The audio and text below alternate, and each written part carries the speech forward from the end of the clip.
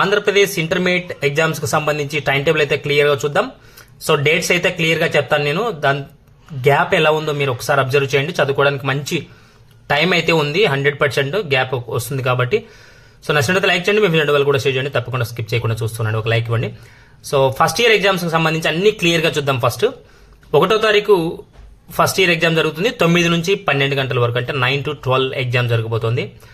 So 1వ తారీఖు, అలాగే 4వ తారీఖు ఇంగ్లీష్ ఉంది. అంటే దాదాపు మనకి గ్యాప్ చూసుకుంటే 3 days ఉంది.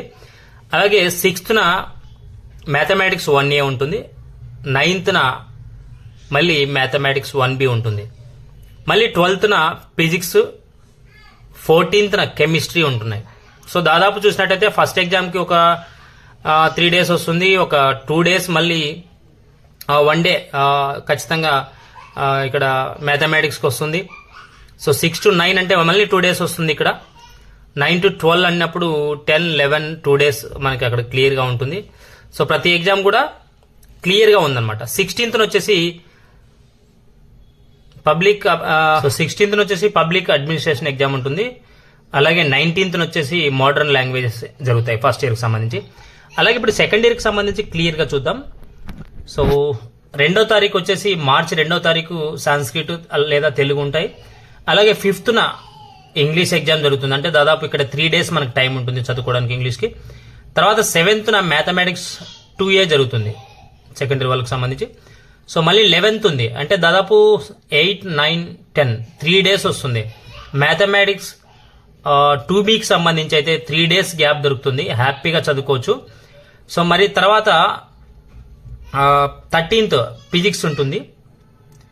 తర్వాత 15th మనకి కెమిస్ట్రీ ఉంది.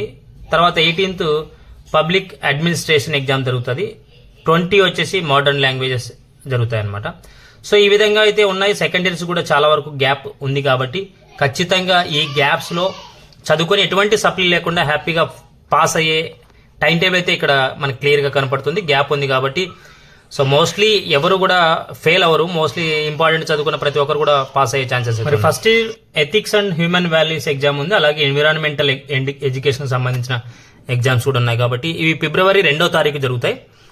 ఒక ఎగ్జామ్ ఫిబ్రవరి 2వ తారీఖు, అలాగే ఎన్విరాన్మెంట్ ఎడ్యుకేషన్ సంబంధించి ఎగ్జామ్ వచ్చేసి ఫిబ్రవరి 3వ తారీఖు జరుగుతాయి.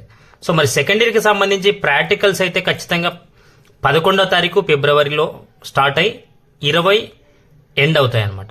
సో మోస్ట్లీ మనకి గ్యాప్ తక్కువ ఉంది కాబట్టి చాలా మంది ఫాస్ట్గా ఇవైతే ప్రాక్టికల్స్ అయితే ఫాస్ట్గా చేసే అవకాశం అవుతుంది. ఎందుకంటే ఎక్కువ గ్యాప్ పెట్టలేదు. పోయినసారి అయితే ఎక్కువ గ్యాప్ ఉండింది మనకి ప్రాక్టికల్స్కి. 11వ తారీఖు నుంచి 20, అంటే దాదాపుగా మనకి ఒక 10 days మాత్రమే టైం ఉంది. ఇంతకుముందు అట్లా లేదు, ఒక 18 days వరకు టైం ఉండేది ప్రాక్టికల్స్కి. సో ఇక్కడ ఇది పబ్లిక్ ఎగ్జామ్స్కి సంబంధించి first year time table and second year time table, ethics and human values and practicals సంబంధించి. Thank you for watching. 3 600.